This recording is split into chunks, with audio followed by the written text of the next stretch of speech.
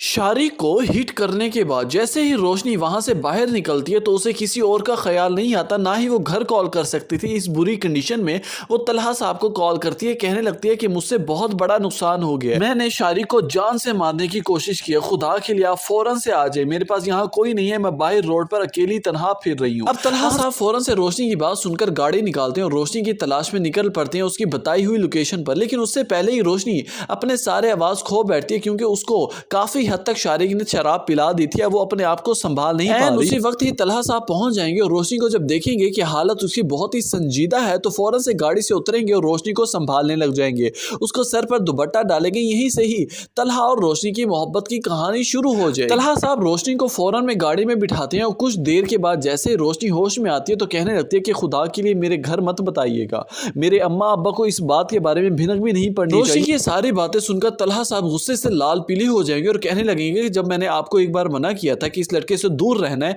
इससे कोई बातचीत नहीं करनी, तो उसके कहने पर घर से बाहर निकली हुई क्यों, और वो भी रात के इस टाइम लेट नाइट पार्टी। यहीं पर रोशनी रोने लग जाएगी और माफी मांगने लगेगी, तलहा साहब से कहने लगेगी कि सर मुझसे बहुत बड़ी गलती हो गई है, मैं आइंदा के बाद इस तरह की गलती करने का सोच भी नहीं सकती, लेकिन खुदा के लिए मेरे घर ये बात मत बताइएगा।